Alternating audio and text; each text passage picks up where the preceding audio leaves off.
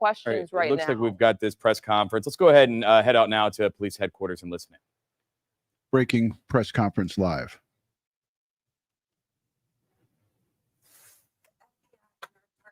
Diligently investigate and find answers on behalf of the victims, the citizens and residents of Louisiana. For this news conference, if you can, please stand by, and I would love to chat with you right after here, because it looks like they are about to get going, and we will talk with you right on the other side of this, okay? I'll listen in. Thanks. Thank you for being here today and for your patience. First, I want to acknowledge the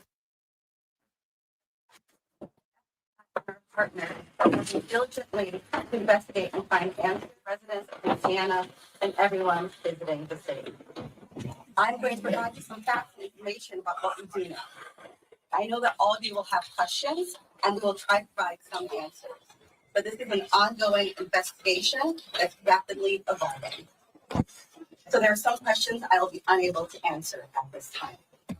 The FBI is the lead investigative agency, and we're investigating this as an attack of terrorism along with our partners. Today at approximately 3:15 a.m. Central Standard Time, an individual drove a pickup truck into a crowd on Bourbon Street in New Orleans, killing at least 10 individuals and injuring dozens more. After hitting the crowd, he exited the vehicle and fired upon local law enforcement. Law enforcement returned fire, and the subject was pronounced deceased at the scene. 2 law enforcement officers were injured and transported to local hospitals. The subject has been identified as 42-year-old Shamsud-Din Jabbar, a U.S.-born citizen from Texas. He was driving dozens more. After hitting the crowd, he exited the vehicle and fired upon local law enforcement. Law enforcement returned fire, and the subject was pronounced deceased at the scene. 2 law enforcement officers were injured and transported to local hospitals. The subject has been identified as 42-year-old Shamsud-Din Jabbar, a U.S.-born citizen from Texas.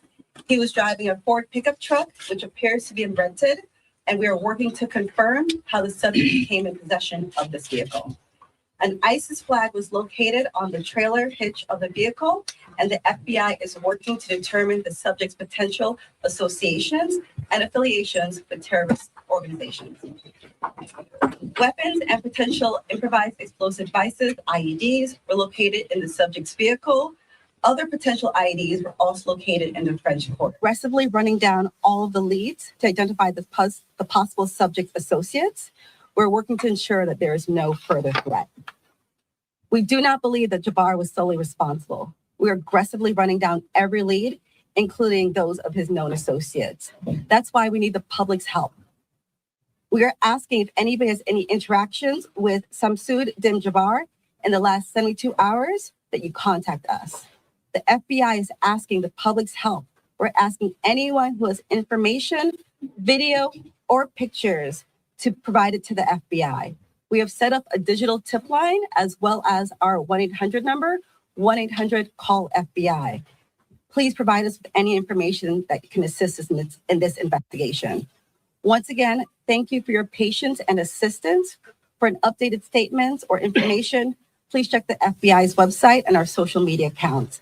I will now turn over to Mayor Cantrell. Thank you. Thank you very much.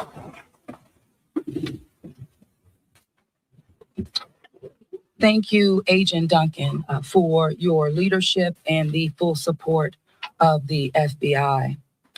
First and foremost, I want to express my deepest condolences to the families and loved ones that were impacted by this tragedy on Bourbon Street and in the heart of the city of New Orleans. And I know that the entire New Orleans City Council grieves along right with me, no doubt about that, and our people and our families.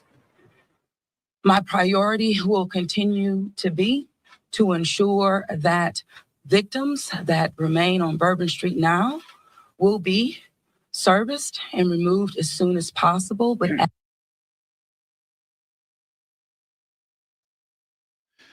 Okay, again. necessary to make this happen. Not my fault. It's the feed. I also want to acknowledge hearing from President Biden, all of our federal partners, but most importantly, calling Governor Landry this morning, responded with haste. And we do say thank you. And of course, a demonstration of a unified support is right here in this room. That's how we collectively responded to this tragedy in the city of New Orleans. The mission now is to facilitate, support, and coordinate safety procedures to keep our residents and our visitors safe. I've gone to the hospital along with Chief Kirkpatrick to visit our police officers, and considering their injuries, they're doing well. As I mentioned, this investigation is ongoing, and the FBI remains the lead in the investigation. It is an active crime scene as well. We are committed, no doubt, to uncovering all details surrounding this tragedy. And we're taking every necessary step to put even more safety procedures in place, especially given the nature of the investigation. I'm going to ask people to do not go around our secured area if there is no essential need to do so. It matters, and again, it is an active crime scene. I also want you all to know that the Greater New Orleans Foundation has set up a fund to assist victims, and that information will be provided to you. Thank you, Ganoff. Again, I want this unified team. We're leaning in. We will be relentless, and we will do everything that it takes to render real justice. This team will. I want to also just thank our citizens for your heartfelt prayers. New Orleans is a world-class city, and I can say that I've heard from world leaders all this morning and up until now, in addition to my brother and sister mayors across this country. They're calling, they're responding, and they're standing with the city of New Orleans. And what they always say and want me to reiterate, they understand the resilience of this community. And we're strong in that regard. And I will say second to none. So with that, I'm going to turn it over to our governor. And as I mentioned, who has not wavered any in leaning in, providing the necessary support and standing with me. And I say, thank you, Governor. And I know the First Lady is standing with us as well. Thank you, Madam Mayor. Thank you. Again, I want to thank the mayor. Since about 3:45 this morning, when she called me, we have all been working just around the clock to both secure the city and to solve this act. You know, again, I want to reiterate that our prayers go out with all of those who have been affected by this tragedy. I want to thank our law enforcement officers. I want to thank our medical personnel. I want to thank our first responders. And most importantly, I want to thank the two New Orleans police officers who not only laid their life on the line, but were able to eliminate the threat this morning. Let me say, we have made public safety a state priority from day one. And I think that if you look around me today, right now, and you look at the people who are standing around, that is their commitment as well. We intend to be transparent in assessing any defects that may have existed in the system so that we can address them. It's the only way to ensure that any mistakes that were made are corrected. Specifically, we have been trying and working very diligently to address security concerns in preparation for the Super Bowl since October. And it's interesting because, ironically, in preparation for the Super Bowl, I had intended to issue an emergency declaration tomorrow so that we could bring all of our federal, state, and local agencies to bear in preparation for the Super Bowl and Mardi Gras. But because of the events today, I have amended that emergency declaration and issued it today. So again, that declaration will allow our federal, state, and local partners to bring all of the resources necessary to get this city safe. In light of that executive order, I have also ordered the mobilization of a military police company. I've asked General Freelou to mobilize a military police company to assist both New Orleans Police and LSP and the FBI. It is important for our citizens and guests of this state to know that we are doing everything we can to secure their safety in this city. We want to make it clear, the Superdome and the surrounding area is safe. But I've always said that the safety of this entire city is something that is always paramount to me. With that, I would like to turn it over to Jeff with the Super Bowl. Jeff Duncan.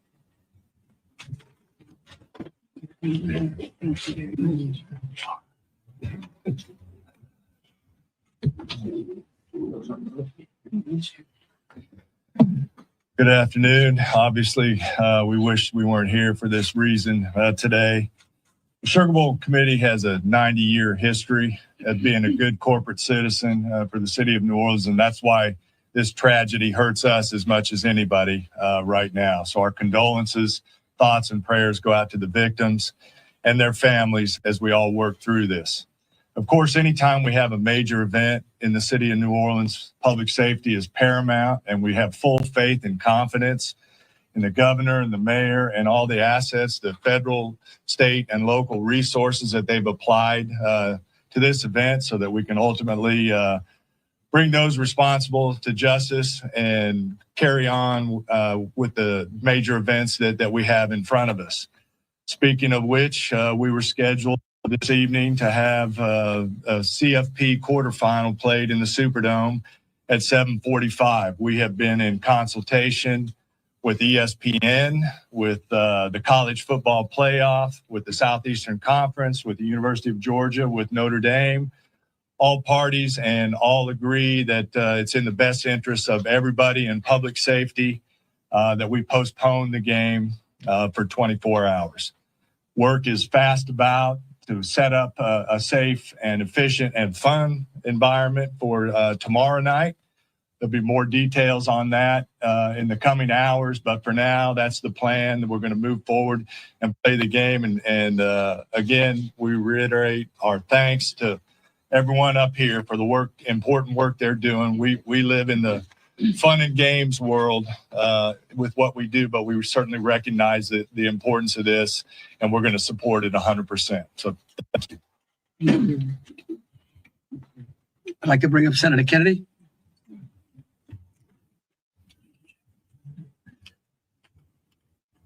I wish I understood better why bad things happen to good people. If I make it to heaven, I'm going to ask. For those people who don't believe in objective evil, all you have to do is look at what happened in our city early this morning.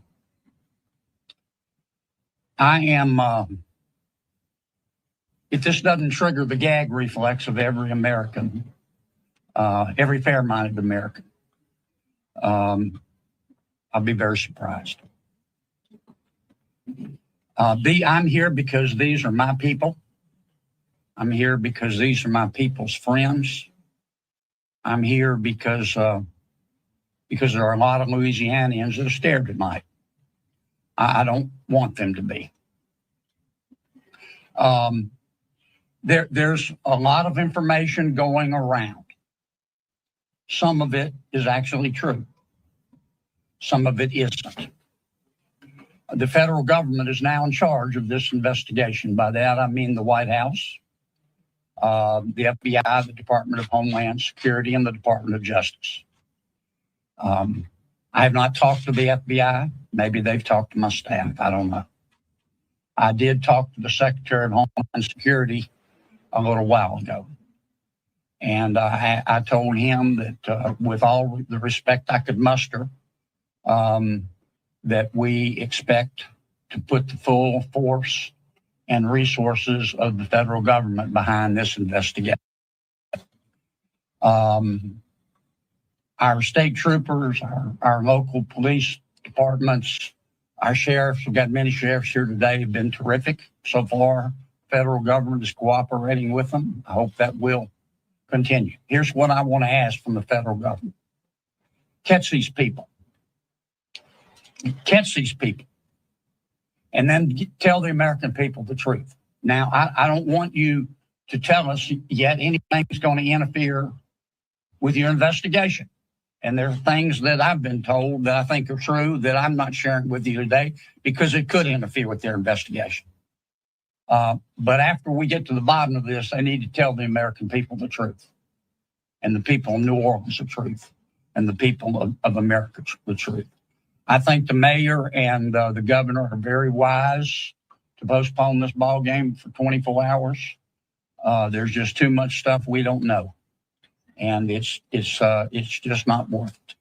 But I guess my final point is, I will promise you this: I will, when it is appropriate and this investigation is complete, you will find out what happened and who was responsible. Or I will raise fresh hell, and I will chase those in the federal government who are responsible for telling us what happened, like they stole Christmas. Thank you, Senator Kennedy. Congressman Carter, I think. Thank you, Governor. Thank you, Mayor. Thank you, Senator Kennedy. Thank you to all of our law enforcement agents for doing a yeoman's job, for stepping up at a time when we needed you most, for employing the resources of all of our partners. This is all hands on deck, from the White House all the way down. I've been in communication with the White House since early this morning, Secretary Mayorkas, leaders in all of our federal, local, and state agencies. The president has made it very clear that he intends to bring every resource to bear to not only tell the truth, but to provide the resources to bring these cowards to justice. I want to personally thank the men and women in uniform who put their lives on the line to protect our citizens and our visitors. To our mayor and our governor for acting expeditiously and bringing us all together. To our sheriffs from the surrounding areas who have been Johnny on the spot, recognizing that if it happens in New Orleans, it can happen anywhere. We don't have the luxury of being myopic. In this community, we work together. We don't point fingers. We don't blame. We go after the bad guys. Let it be clear that the full faith and credit of the United States and every agency therein is on the ground, working. And for those who may have played a role in this horrific act of cowardice, we will find you. We will bring you to justice. New Orleans is a place that heralds its ability to protect its citizens, that heralds its ability to manage major events, Super Bowl, Sugar Bowls, Mardi Gras, Jazz Fest, Essence Festival, you name it. No one does it better than law enforcement in New Orleans and in the surrounding area.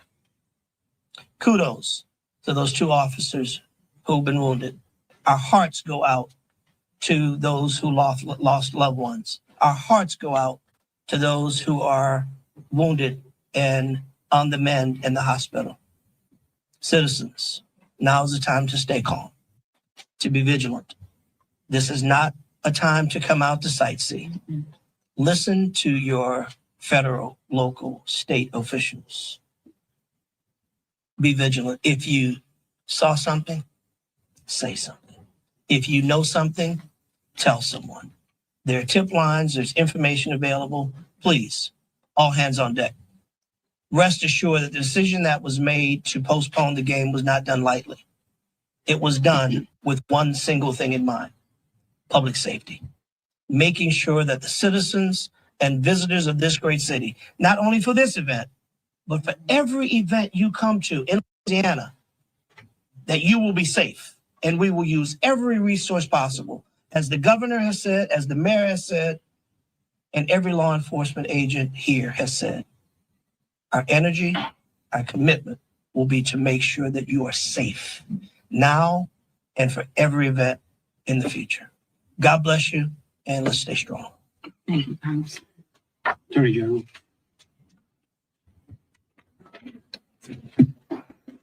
I first want to extend my sincerest condolences to the families of the victims. Parents got a phone call last night, early this morning, that no parent ever wants to receive. And as a parent of children who come to New Orleans and spend time here, I know that that is just something that, you know, we hold our breath sometimes till they're home safe, and some people did not come home safe. And we also have some people who are fighting for their lives right now in the hospital. So I'd ask everyone to pray for them. They need our support and they need our prayers. This was a heinous act, a heinous, cowardly act, and we will find them and we will bring them to justice. My office will be providing both investigative and prosecutorial support to the city of New Orleans, to the district attorney, Jason Williams in New Orleans, as I have done for months. We will continue to do that. We will provide the governor with whatever support that he needs, and the governor's office of Homeland Security, whatever support that they need. I'll be here to help. I will be here to stand with the city of New Orleans. We will bring them to justice. Thank you. Thank you. Thank you, Governor. Thank you, Governor and Mayor. For those who do not know me, my name is Ann Kirkpatrick. I'm the Chief of Police of New Orleans. My official title is Superintendent, but my role is as Chief of Police. You know, you've heard some of the details today, and over the last 24 hours, we had approximately 400 officers in the French Quarter. And as we know, this is not just an act of terrorism. This is evil. And when we face evil, we have a choice. We can run in fear, or we can indeed stand in strength. In a time of crisis, people are looking for leadership. You are looking at the leadership. And I promise you, as the Chief of Police of this city has been tried by fire before. But fire purifies. Fire makes things stronger. We have a plan. We know what to do. We are going to get these people. There is a path forward. Very pleased that we will be back to having a wonderful game tomorrow night. New Orleans police have proven their ability to make the city safer. Just 2 years ago, we were the murder capital of America. Today, from that time 2 years ago, we have driven our rate more than 50% down. So we have a track record. But this is different because it's terrorism. Now, I want to thank all of our law enforcement partners. You're fabulous, and we appreciate the partnership. But last night, 3 of our officers engaged this terrorist who shot at them. 3 of the officers returned fire. Those officers did not run in fear. I liked what the mayor said this morning. New Orleans police and all law enforcement is built. We are built for dealing with evil, with things that would cause others to be in fear. But instead, our officers, and last night, NOPD in particular, stood strong. They did not run. They did kill the terrorist. We have 2 officers indeed who received gunfire. They will be okay. We have personally gone to see them. But this is leadership for you. And I promise, as the chief of police of this fantastic city, that I will be strong and firm and fearless. Thank you. Thank you. In wrapping it up, I want to just close with a couple of things. I want to thank Senator Kennedy and Congressman Carter. I want to thank again all of our law enforcement officers out there. I want the families of the victims to know that I will be issuing an executive order that tomorrow, when Notre Dame plays Georgia, every flag of every state building in this state is going to be at half-mast. In remembrance of them, but remembering something else. They fear in this state is a liar. And these folks right here are going to make sure that justice is served. And for the citizens out there that were thinking, well, man, do I really want to go to the Sugar Bowl tomorrow? I'll tell you one thing, your governor's going to be there. That is proof, believe you me, that that facility in this city is safer today than it was yesterday. And as we come to additional events in this city, I know in speaking with Senator Kennedy and Congressman Carter, and FBI acting director, and the incoming administration, that they are going to ensure that this city has the resources necessary to protect our citizens and our guests. And so with that, we'll take some questions. All right, if you could, we'll start over here with CBS. Katie, we'll work our way across the room. If I miss you, just give me a holler. I may not see. Go ahead, Katie. Thank you, sir. Katie Weiss with CBS News. I mean, I think this has been a really tough day for a lot of people. But at this point, we're hearing that the death toll, according to some FBI sources, has gone up to 15. Is this true? Who was the answer? I can speak to it because unless you have a final number, we do not have a final number. We know that we have confirmed 10, but we did have people who had been transported who were in critical condition. And so I do not know that, but I can confirm 10. And one quick follow-up question, if I may. We know that there have been some local records in Texas about a misdemeanor background on this suspect. Any signs or warnings ahead of time about this person or their plans for what happened this morning? Because that is the investigation part, I will give the FBI. At this time, we cannot go into details about the subject's history. What I can tell you, the person was an Army veteran. We believe he was honorary discharge, but we're working through this process, figuring out all this information. The goal with the FBI is providing you with the most accurate and complete information. So once that information is confirmed, we'll make sure we push that out. Thank you. Ariel. At the time, do you know exactly, as far as the victims, how many are from here in Louisiana versus out of state and their ages maybe? At this time, I can't go into details about all the victims. We want to make sure that first that the family is notified appropriately before we put any information out there. So once the families are all notified, then we'll go ahead and release a statement to everyone. And I would ask the press, in relation to the victims and those that are in hospitals, you could just refrain from worrying about them so their loved ones can take care of them, and the medical personnel that are trying to get them out of the hospital can do so. And as information becomes available, we want to respect the privacy of those who are still either fighting for their lives or being cared for. Thank you. A follow-up, if I may. Go ahead. You guys mentioned accomplices. You don't think that the suspect acted alone.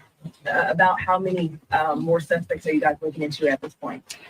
It's a range of suspects. And right now with that, we do not want to rule anything out. So that's why we're asking if anyone has had any interaction with the deceased subject Jabbar in the last 72 hours, provide us with this information. You can provide us that information through 1-800-CALL-FBI or our digital tips line, which is available on our social media website, as well as the big FBI website. Can I say something, Arthur? Tell me who you're with. WDSU. WDSU. Okay, and CBS. NBC's over here on the right. Oh, That's an unusual position. I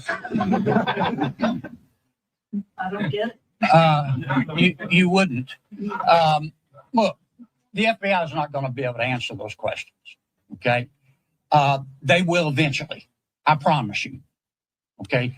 Once the FBI has a chance to investigate all this, along working with state police, working with Homeland Security, working with the city of New Orleans, they're going to tell you what happened. I can promise you that, or I'm going to raise fresh hell. But right now, they're in the process of trying to catch the other bad guys. And I want to give them the benefit of the doubt for a while. 26. Yeah, I had a question about the victims. I know that there was obviously gunfire exchange. So I guess how many victims were shot and then how many were injured? Look, again, let me reiterate both Special Agent Duncan and Senator Kennedy. There's a lot of, I get that y'all want to know minute details. What we don't want to do is impede this investigation or spend any time talking about things that don't get us closer to hunting these folks down and securing the city. And so at a particular point in time, we will release as much information as we can. But at this time, in relation to the investigation, I would ask y'all to refrain from those. So ladies and gentlemen, if we're going to just have more of the same, as the governor just said, we're going to provide that information, but we're going to wrap the press conference now. Hold on a second. Hold on. Let me finish. You weren't listening. If all of the questions are more of the same, what the governor just said in position, we won't be doing that to provide that information. And if you have a quick different question, then let's do that quickly and move on. Okay. My question. Hold on. There's an orderly fashion. Ma'am, hold on, sir. Hold on. Then who was next? We had over here. Hi, Rachel Wolf from the Wall Street Journal. You said you were confident there are multiple suspects involved. What makes you confident in that? Well, like, why would we tell you that? Again, look, again, we want to answer pertinent questions, but anything that would lead to impeding or endangering this investigation is not going to be said. Okay. And we will, as information unfolds, this is a very fluid process. And remember something too. We're doing two things.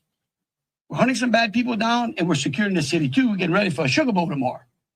So if y'all would, again, if you have questions regarding Sugar Bowl, the safety of the city, or something to that effect, we're happy to answer. They're over here. Okay, go ahead. Go ahead, Alyssa. Usually in parts of the French Quarter, specifically in parts of Bourbon Street, there are bollards. We're hearing that some of those may have been down because of repairs. Can you speak to that? And maybe was there any backup option of putting a truck there or an NOPD car there? Well, let me tell you, yeah, one, I'm going to let the mayor answer. I want you to know that's one of the first things I thought of this morning when the mayor called me. Okay. And I will tell you that whatever the problem was is going to be solved. Thank you, Governor. Thank you, Governor, and thank you for the question. I do understand that it's been on your radar since this morning. As it relates to the bollards on Bourbon Street, over 10 years ago, over 10 years ago, the city of New Orleans implemented an infrastructure project placing bollards on Bourbon. Thereafter, the malfunctions of those bollards ensued from Mardi Gras beads on down. But the New Orleans Police Department, of course, deemed them inefficient because they did not operate the way that they were intended to do.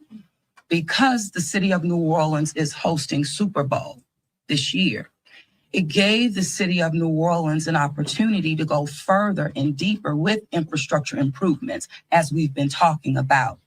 So as a result of that, we were able to build in bollard replacement into our Super Bowl infrastructure package. And because of that, the city of New Orleans has moved forward with that infrastructure. that it's nearing completion. Bollards were not up because they are near completion, with the expectation of being completed, of course, by Super Bowl, way before Super Bowl. But that is the reason. Now, the New Orleans Police Department and Chief, you can speak to the deployment to respond to our needs Thank and you. existing conditions. All right, so we have been aware of the bollard situation for a long time, and we did indeed harden those target areas where the bollards are. We have patrol cars out there as a hard target, as well as with barriers.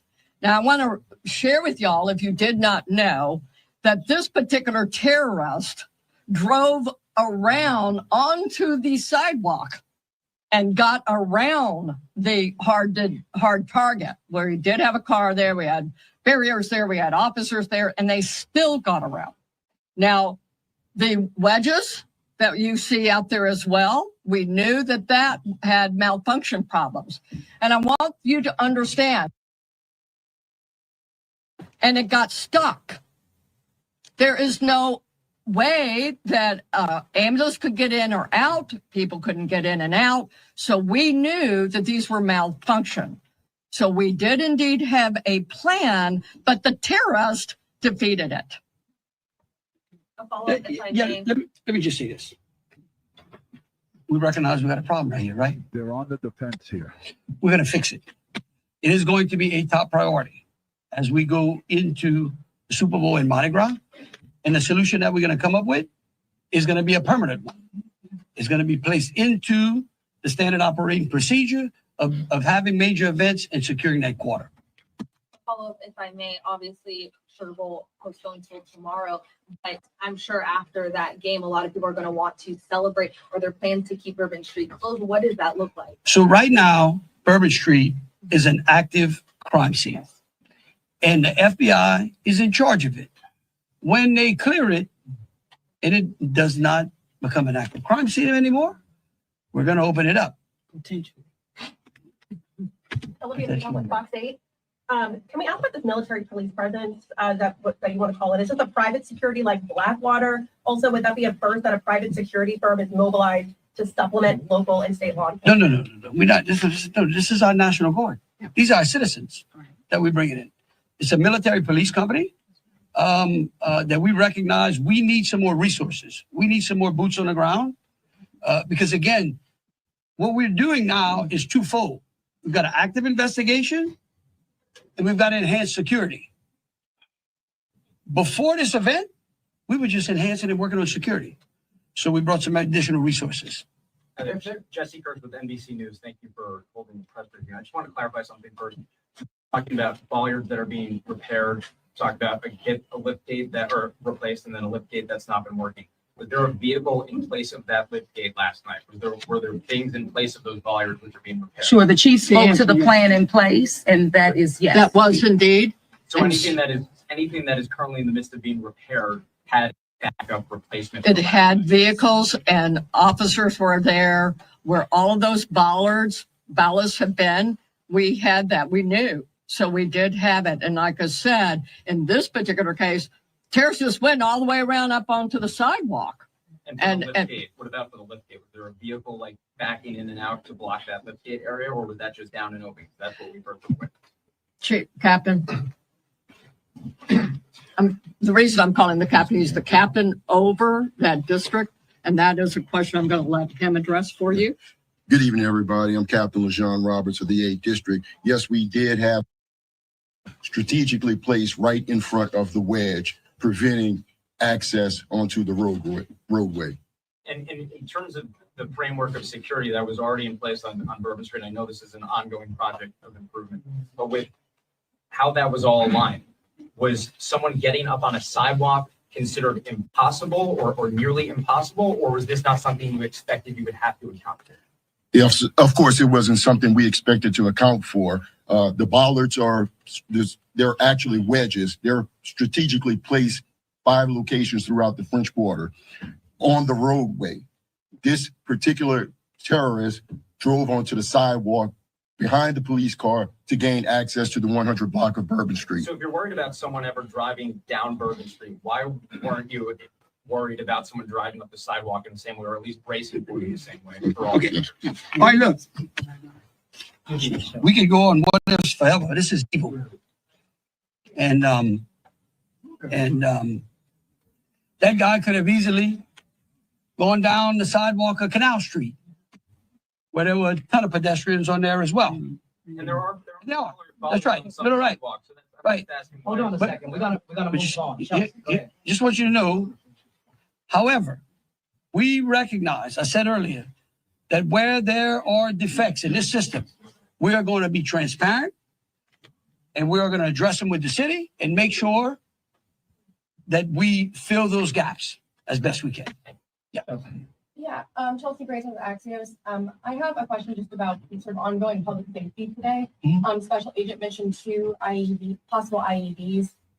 Were those in the same location? Should residents in the French Quarter or else be concerned about potential other situations? The 2 IEDs that were in different locations, and what we've done in conjunction with our local and state partners, we've gone through and done a sweep to identify anything that we thought was suspicious, and we have not. However, as I said before, if the public sees something, please reach out to us. That way we can go through it and verify that we did not miss anything. But we conducted initial sweeps, I think, starting shortly after our initial Yes, I'm going to thank you, Agent. I do want to share that we have a plan and we have been implementing that plan. One of those plans is that we have swept all of these areas. The word swept means we have put officers out there as a grid, walking down the streets, every street in the French Quarter, looking for suspicious packages, bags, ice chests, you name it. And they have been walking it as a grid. We've been doing the same thing on Poydras and all the accesses into the Superdome. Part of the safety plan is we have bomb dogs out there sweeping the Superdome and all the exterior area, and we're locking that down. That will be locked down through the game tomorrow. So that's a part of that safety plan, and we've already been implementing it. Okay, thank you all for coming out. Question back here to the governor on the MPs. How many MPs will be deployed to the war? Right now, there's I think it's a General Freelo 100. 100. 100 and, yeah. All right. Thank y'all so much. Thank you. I'm going to. And that is the update from the FBI, from the governor, and of course, local officials there on the ground. A lot to unpack there. So we are going to continue to bring you these updates all right here on Live Now from Fox. I'm your host, Mike Page. Great to be with you. It's an unfortunate story that we are covering on this New Year's Day, filled with a lot of sorrow and sadness out of New Orleans, thinking about everyone impacted there. Such a tragedy. In the coming hours, but for now, that's the plan. All right, so that's what we have, Ed. Not a lot of information, but we definitely had some misinformation clarified. People were reporting on other networks about 15 deaths. The police chief, the police executive, he stated clear and concisely that it was confirmed that 10 people have been killed by this act, and not a lot of information, but they did talk about the barricades and that they're going to be ready for the Super Bowl, which is in February. But they postponed the game that was supposed to happen tonight. They postponed the Sugar Bowl. It's a college football game, Georgia and Notre Dame. It was supposed to be held tonight, and it's going to be postponed till tomorrow, January 2nd. Your thoughts on what you heard, Ed? Well, for what they did, I was pleased with the transparency. They admitted problems that they had with securing Bourbon Street. What also was of note to me is that they're looking for other parties. It's not just this guy. Yes. So they have some information that there was more than one person involved in this. So I found that quite interesting. And I wanted to also clarify that I have it posted up on the screen. The suspect is not illegal. He was born and raised in Texas. I actually watched a video from his YouTube channel. He posted that he was in the real estate business, and he spoke on his YouTube channel. I watched it.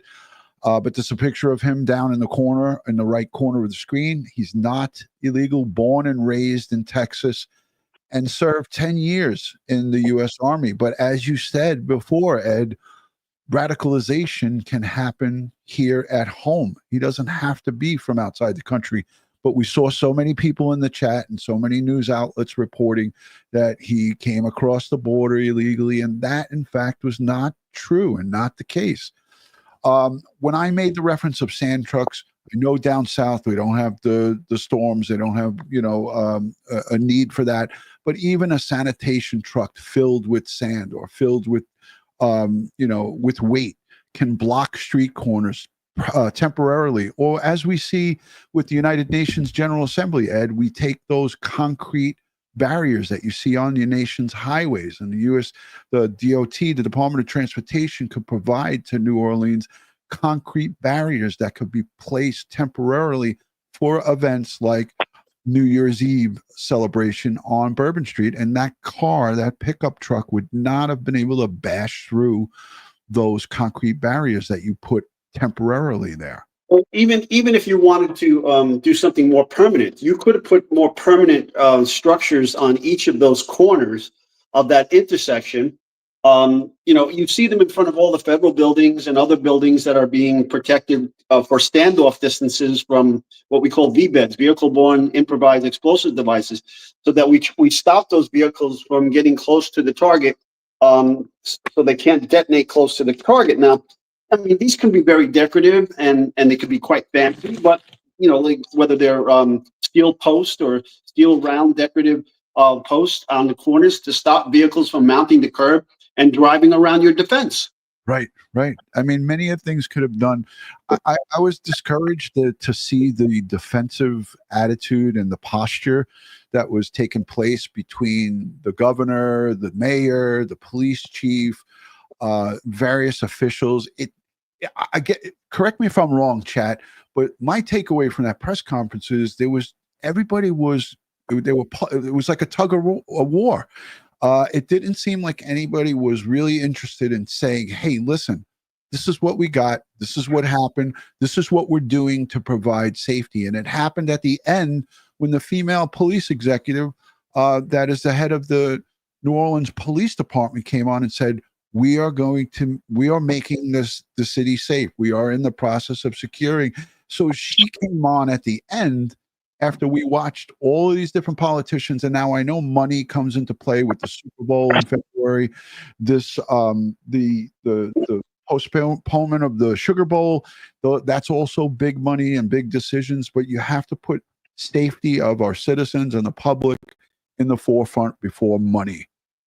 Well, I'm quite glad they did that, because normally these sporting venues have a lot of power, and the television and the networks and the advertising, the hotels, airlines, all of these things are in play here, and they have a lot of power. So, but I'm glad they came to the proper decision to postpone this thing until they can, increase their assets to protect the people going to the stadium for the game. Another thing that I wrote down from there is that the governor enacted an executive order. Where did it go? Okay, here it is. The governor enacted the executive order to mobilize the military police and assets from the National Guard and so forth. So that's another thing that they did, and I think that was a good move to bolster up, as we saw when we were attacked on September 11th at the World Trade Center. We had the National Guard, we had the U.S. military eventually mobilized. We don't know the enormity of, are there now some more people that were involved with him coordinating? As I said before, people were in the chat making fun of it. How does one person do something, have an attack plan with people coordinated planned attack? This is what we're looking at here. Are there outstanding folks that were out there ready to do harm against American citizens at different locations, and that's a concern. And I'm sure that there's many people that are worried about that. They should be concerned. Yeah. And some people in the chat are saying there's no way he acted alone. Sugar Gold is in the chat saying that. And there was the reports that there were explosions from a cyber truck in, I believe, Las Vegas. And I think they're going to get to that here in this report, because I saw a police executive speaking on that. So it's always important to let the dust settle and find out what is what and what is going on before just quickly rush into judgment. Let's listen in. People here in the community. So we recognize that, and we're here to do everything that we can to support this investigation, to jump on board with our Las Vegas Metropolitan Police Department partners, which we've already done. I know you're looking for a lot of answers, and ideally right now we just don't have a lot of answers. We're going to continue to work as hard as we can over the next 24 to 48 hours to hopefully get more to you. But this time we've got a lot of questions, and we've got to figure that out before we can actually get anything out to you right now. So again, we're here, we're deploying resources, and we will continue to do that until we get to the end of this and figure out exactly what happened and why. Again, this is pertaining to that Cybertruck explosion or fire, and/or we don't know. And I want to hear if they made some clarifications as regards to this, because this was also being reported as a potential coordinated attack, allegedly. I don't, feel or know, have any confirmation that this has anything to do with what happened in New Orleans. Thank you. Yeah, they got to do cause and origin, the fire marshals. Morning, Thomas Touchstone, Deputy Fire Chief with the Clark County Fire Department. The Clark County Fire Department responded this morning along with Las Vegas Metropolitan Police Department and Las Vegas Fire and Rescue. We had a response time of approximately 4 minutes. Engine 12 arrived first on scene for the fire department to find a fully involved Tesla Cybertruck in the valet. They quickly began pulling tack lines to extinguish the vehicle fire, and also realized at the same time that there were multiple persons with injuries located around the vehicle. In total, as the sheriff said, there were 7 minor injuries, 2 of which were transported to UMC, again for minor injuries, and there is 1 fatality within the Cybertruck.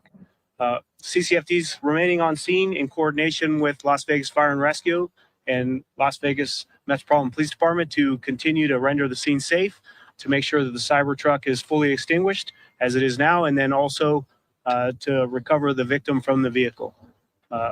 And we'll remain on scene assisting Metro as long as possible. That's all I have. Thank you.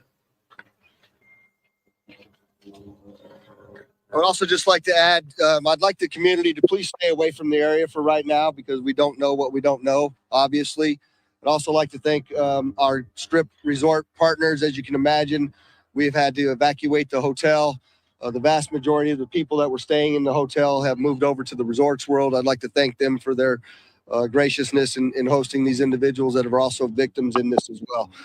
We'll have another, we'll let you know when the next press conference is going to be, with a whole lot more information for you. But until then, I just remind the community, we believe everything is safe now. Thank you very much. Okay, so that was from the partners over there in Las Vegas. I wanted to put, see if we can get more information on that. Ed, I wanted you to address this question. Schmitty sends a $5 super chat and says, DutyRon and Ed, do you feel a one-day postponement is enough, considering other actors, in parentheses, may be out there? Ed, I'll let you take that. Well, they already had, this is the Superdome, right? And there, for months in preparation of the Super Bowl, they have been training and planning and augmenting their security profile at the Superdome. I know, because I was a part of it. I was down there. I sent you photos from inside the Super Bowl when I was down there training their personnel. So, yeah, I think if they can rush those assets, federal and military, National Guardsmen, down into that area and flood the zone, it's going to change the ability for the terrorists to proceed with their planned attack. Right. Yeah, absolutely, Ed. And Smitty, thank you for this, the support, and thank you to everyone for the support. This is an active and ongoing investigation, obviously. And at the end of the day, if they are on to trying to capture the other actors who helped in this attack or that had other, had other ideas to attack different venues, example, our Sugar Bowl that was happening, that was supposed to go off tonight and it was canceled. They don't just cancel those things for just out of an abundance of caution. There might be a bigger picture to this that we do not have information and are privy to at this time. But that was a big thing when I heard them say that was going to be postponed until tomorrow. That was for a very, very good reason, and the reason they're not telling us about additional perpetrators or identifying them, they may be in the process of hunting them down at this time, and that's as real as I can get with you here. I feel that. It's a valid thing that they cannot get out certain details that only the perpetrator would know about to, risk having them flee and go to another location, regroup, and do something somewhere else or do something at a later date. These people have to be caught and they have to be brought to justice. Ron? Yeah. I'm thinking that, they might have uncovered some active intel inside of the vehicle with this attack here that have identified the other players. Right. Maybe something was supposed to happen simultaneously, and for whatever reason, it didn't go off. And now there was information, like maybe there was like a media press release, because typically what happens with these radicalized ISIS sympathizers is they profess their allegiance to ISIS around the time of the attack. Yeah. We're having a hard time hearing you, Ed. I don't know where you are or what's going on, but it's hard. You're in and I'm out. sorry. Can you hear me? Now I can.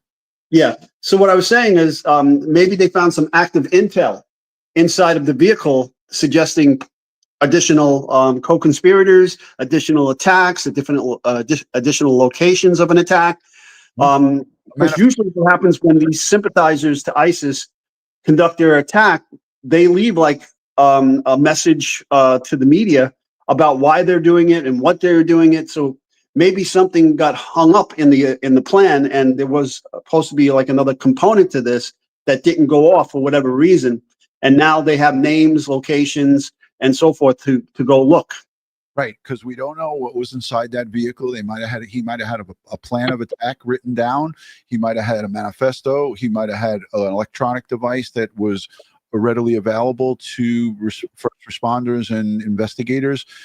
There could be a whole different host of things that are playing into this. And, maybe the FBI had this guy on their radar. We hear about that in previous attacks. We hear about that in previous events where, yeah, the guy was on the radar, but they just didn't act on it. We may hear about that. We don't know.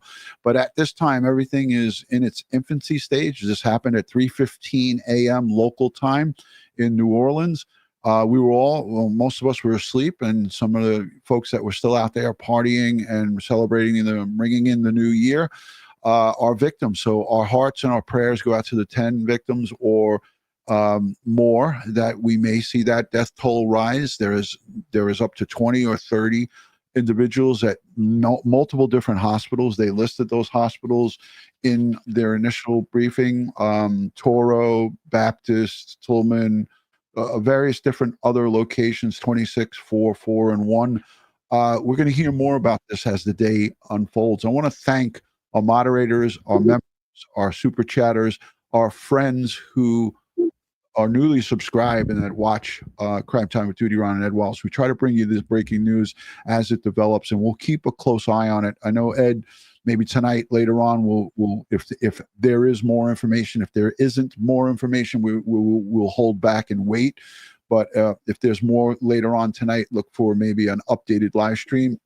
at 9 or 9:30 or something, somewhere around there. But if there's nothing additional, then we won't come forward with it. I want to just say thank you to Pauline Buckles. Thank you to all of the people who are here and hanging out with us in the chat. I just saw New York Mom, Adrian sent in a super chat. Let me just get to that so I can find it and put it up on the screen. It says, to my World Trade Center heroes who came for us, a debt of gratitude will be repaid. Also grateful. Stay safe, everyone. F ISIS. Listen, again, radicalization comes from afar and it comes from within. This appears to be, by all accounts, someone who was born and raised here in the United States, in Texas, spent all his life in the state of Texas. And something happened, as Ed said earlier, something happened. And it's up to the authorities to figure out when he became radicalized or when his thinking has changed enough to where he made a decision to go as a coordinated attack and kill as many people as he possibly could. And that's troubling, to say the least. Ed, final thoughts. Prayers to the victims and their families again.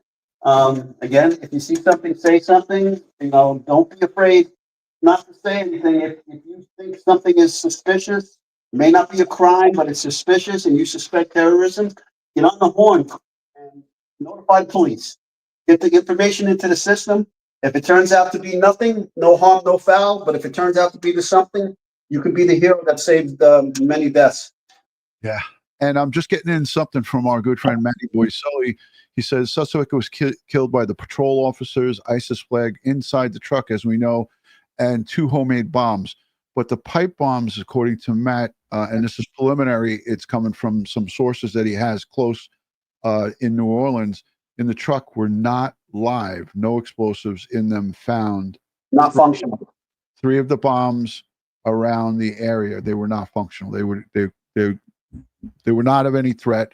So that's a good thing. And again, that's just preliminary. That's not been confirmed. I'm just getting it from Maddie. Thank you for sharing that with me. We haven't heard anything official about that, but that was, I know Matt a long time, and I trust information that he sends to us. So prayers to the victims, prayers to the wounded and their families, and prayers to everyone who is terrified by acts like this. I mean, there's people calling for the Super Bowl to be canceled. There's people calling to cancel the Sugar Bowl, but that's what terrorists want. They want you to fold up and be terrified. If we do that, they win. Yeah, we cannot let them win. You just took the words right out of my mouth. That was the next thing I was going to say. We cannot fold up and just stop everything. Look, after September 11th, it took us a long time to get back to business, but we had the Yankees and I believe it was the Arizona Diamondbacks went at it and played in New York City. The Mets and the Yankees played in, that was 2000. In 2001, I was actually there when President Bush threw out that first pitch after the 9/11 attack in Yankee Stadium. Everybody was nervous as hell about that. Everybody, including myself, was on the edge of my seat because we were worried about another additional attack. You have 45,000 people in Yankee Stadium. You got, the New York Mets, Yankees playing, and then you had Arizona come in for the World Series and play and show unity. We cannot let them win. So thank you all for joining. God bless the world. God bless the United States of America. And God bless each and every one of us here in the chat. On behalf of Crime Time with DutyRon and Ed Wallace, we want to wish you a good evening. If there are updates, we'll be on later. Peace and love. We'll talk to you soon. Thanks for joining.